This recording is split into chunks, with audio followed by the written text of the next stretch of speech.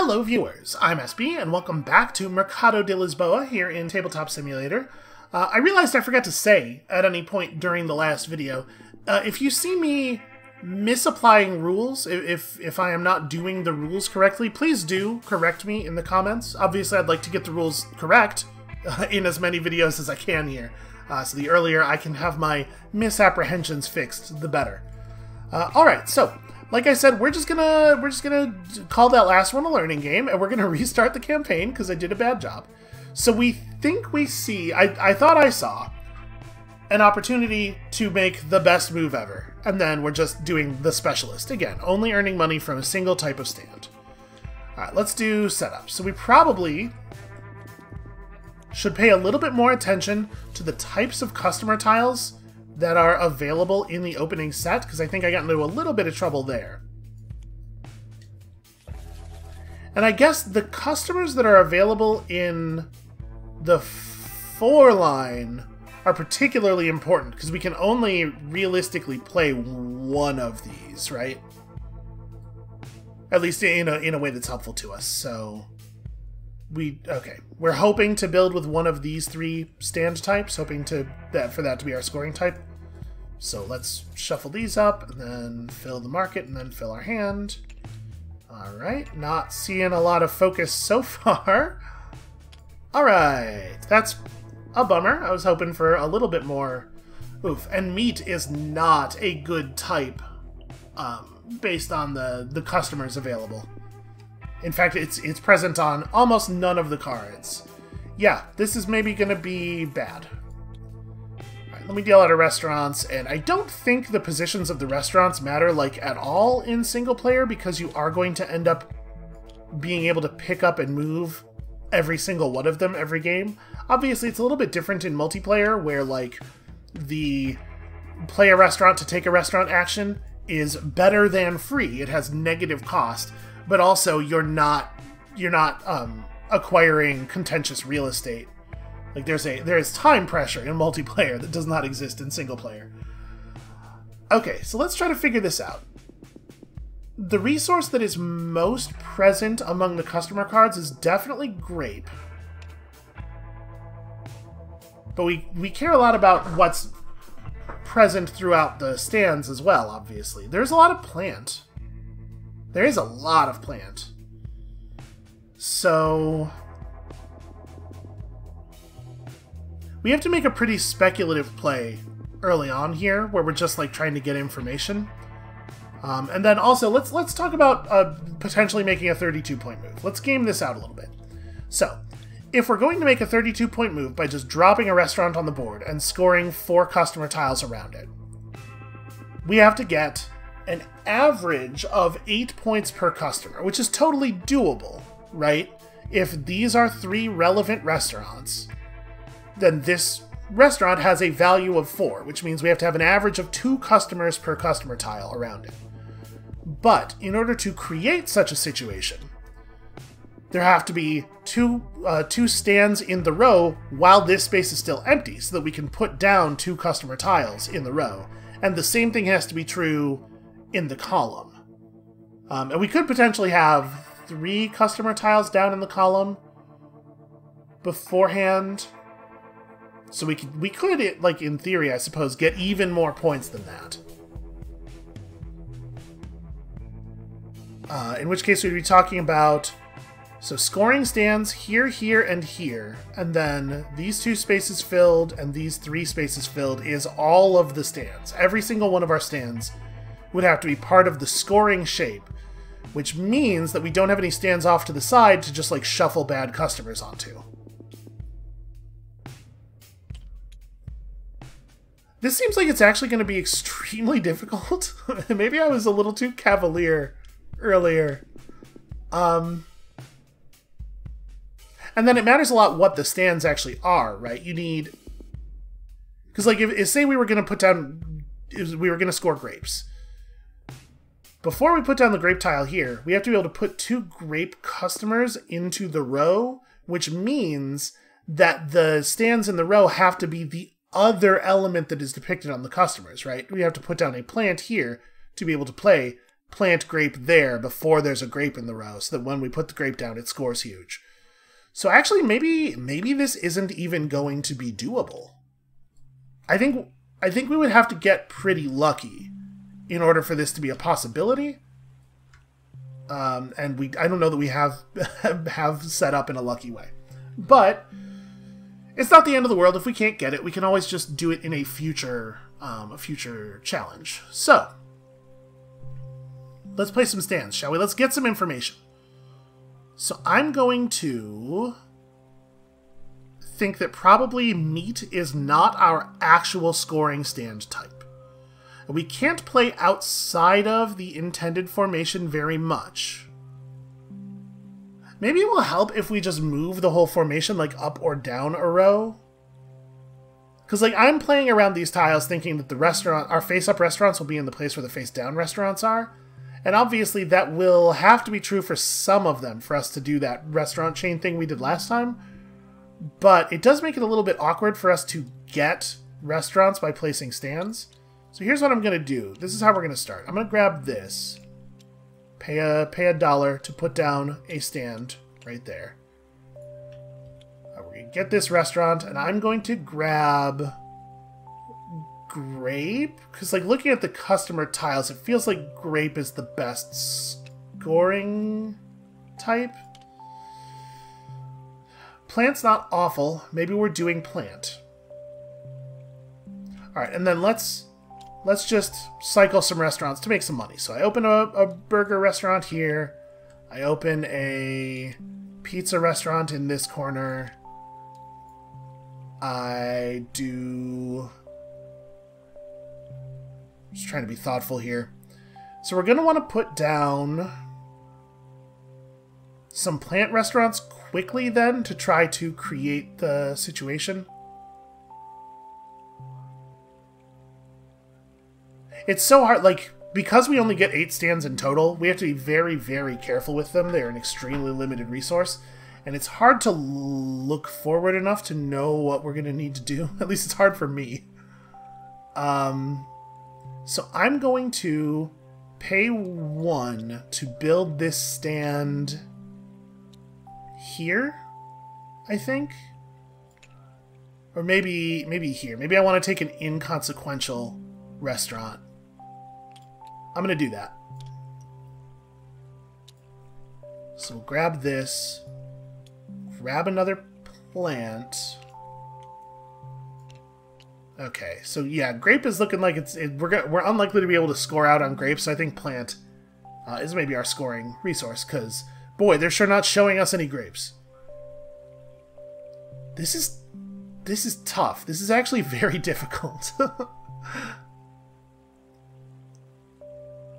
So now that we have a plant stand down, we can start using customers to generate money if we want. But we have to be very careful with it.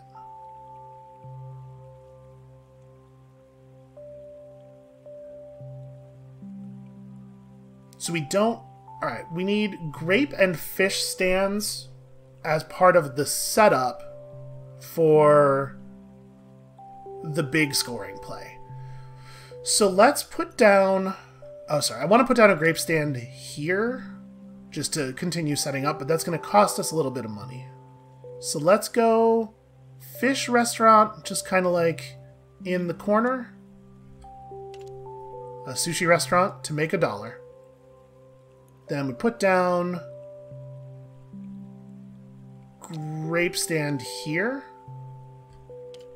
which costs us 2 in that row. Sorry, it bothers me. They're supposed to snap straight, but they don't quite do it right if you have an object in contact with them. So we're going to need the fish stand for building purposes. Beautiful. I'm so happy to see that. Now let's just go ahead and start placing the things. So we know that we want plant grape customer here. We can do this because there are 2 customers, so we can put it in a row that has 2 stands, and we're matching one of the types already. I'm concerned about that. Am concerned. Have concern. Hey everyone, have a concern. Alright. I'm going to open up a sushi restaurant here for a point.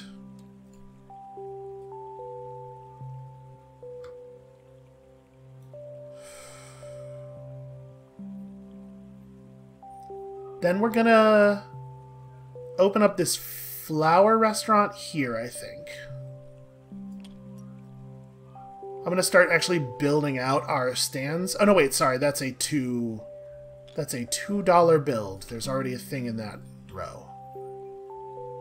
So I had to put down another restaurant. It doesn't have to be in a position that grabs another restaurant, but it may as well be. So put you in the corner here to gain $1. Then do this thing. And this is just information gathering. So that costs 2. Are we going to take this? Well, we're going to need it for sure. I may as well grab it now. Okay. Alright. Now, I'm just going to open up these 3 restaurants. We know that we want to do that. Let's do it now. Let's get the $3. Okay. Then I may as well... Pizza restaurant here. It's just like a value positive play. So we're going to have to spend 3 money to open this up. But now that I've got these in this position, we can potentially start scoring this row a little bit. So, how many stands do I have left? 4? Alright, one of them has to be committed to this tile. Let's just go ahead and set that aside. We know we're doing that. So there are 10 customer tiles of each type, which is exactly one of each combination of goods, right? So in order for this strategy to work, we have to play a fish stand and a tomato stand in this column. And then we have to find all of the 2 customer tiles that have plant on them. Pretty sure that's right, and I sort of hate it. We're not going to end up using the 4 customer tiles at all. It turns out it didn't, for our purposes, didn't matter what these were. So let's go ahead and do that, though. So I'm going to go ahead and put down a fish here. At a cost of 1. We're going to grab a tomato, so we know we will need that. And then...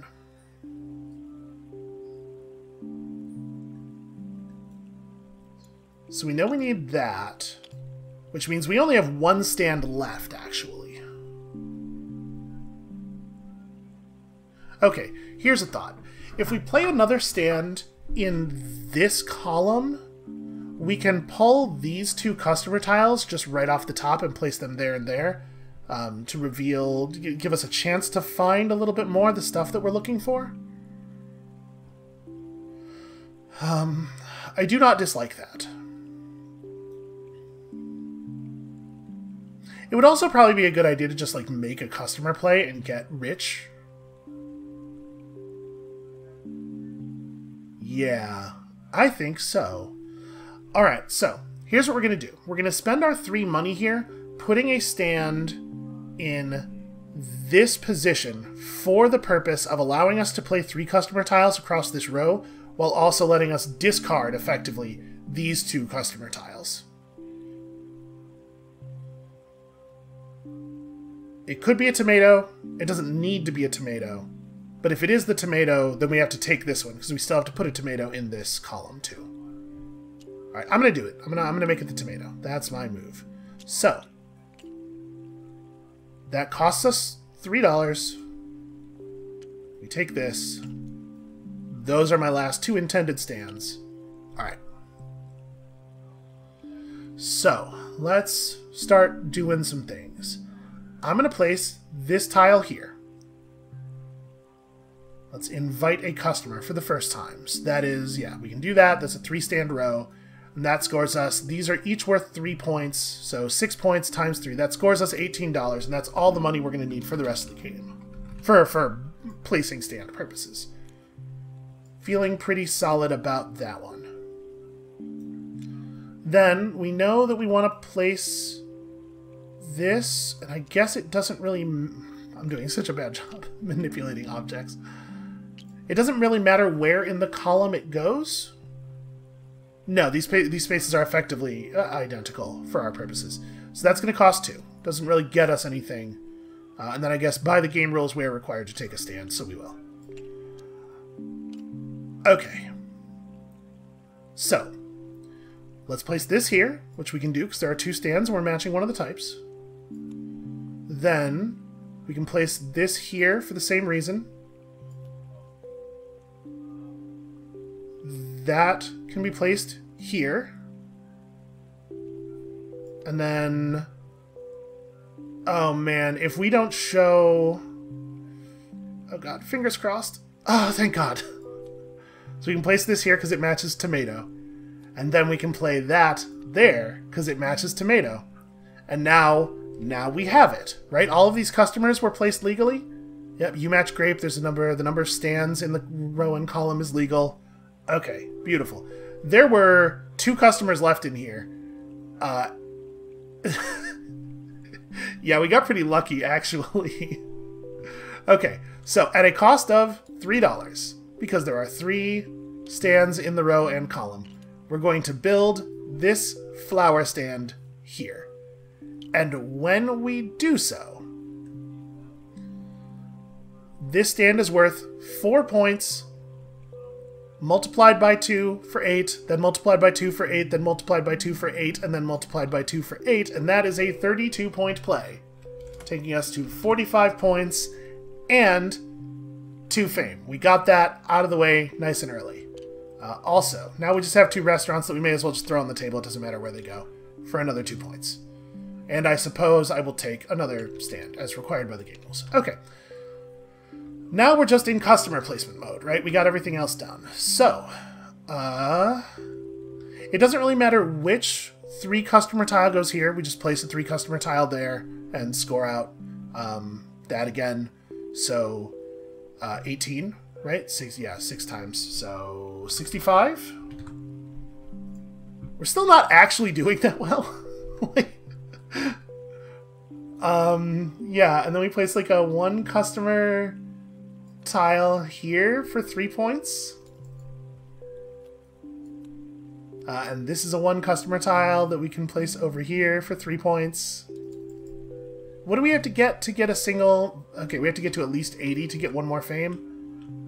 Are we on track for that? Is that even going to happen?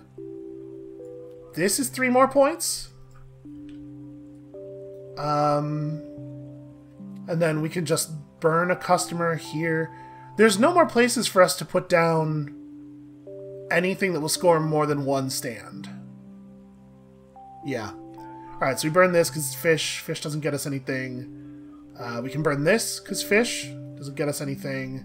There's plant again, which we can put here and get another 3 points. Am I seriously not even going to get to 80 again? I'm not. I didn't build this in a way that would allow me to get to 80 again. But we did get our 32. Yeah, and then we're actually scored out. We have done the maximum amount of scoring possible, right? So I guess to finish the game, we put down some more customer tiles. 1, 2, 3, 4 spaces left. So we've reached an endgame condition. Yep, 77 points, which is not worth a single fame. But we did get the best move ever. That's something. That feels like something. This is harder than I realized it was going to be. Yeah, I guess I didn't really think about this fully, but the strategy that we're using caps out at this score, doesn't it? Okay, no. If I had not been trying to get the best score ever, we would have placed this down before pushing customers, and then we would have been able to potentially use 3 customer tiles in these positions, and as such, this would have ended up being worth 8 more points in total, which would have gotten us to 85. But that is not even a score that is possible. Or not, this strategy is not, I think you played perfectly optimally, is not even capable of getting you to 100. What is the better way to do this? That's interesting. If we...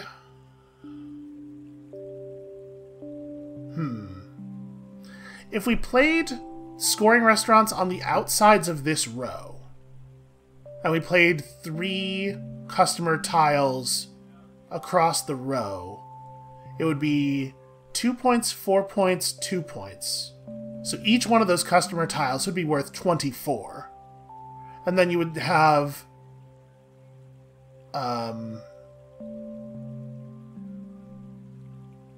you would be able to get multipliers off of all of the columns by building other stands in the columns, so you might still be getting 2 to 3 customer tiles off of the center stand, and 2 to 3 customer tiles off of the edges. Yeah, that actually probably has a higher total value. But I think it doesn't... I think playing that way would not allow you to get the 32-point move, because then you can't have... No, you totally would still be able to, because you'd be able to play here and here, get the 2s. Well, no, it's hard. It's hard to game it out in my head without moving things around physically. But I think, in the end, I maybe just don't have that good of a grasp of this game. But you know what? We're going to go ahead and take this. This is going to be the score that we move forward with. We got 2 fame. It's not nothing. What are the areas on the rating chart? So there are 9 games in total. So a theoretical maximum score is 29, right? 3 points in each game plus the best move ever. That is not going to happen for us. We could, in theory, still end up in this top category. That's a pretty wide range of scores, right?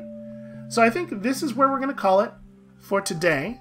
Thank you all so much for watching. This game is difficult. When you come back next time, tomorrow, we're going to be taking on a challenge called The Long Game. For your final score, you are only allowed to count money you earned from customer tiles with 4 customers on them. Criminy. Okay, we'll figure it out, and we'll see you then.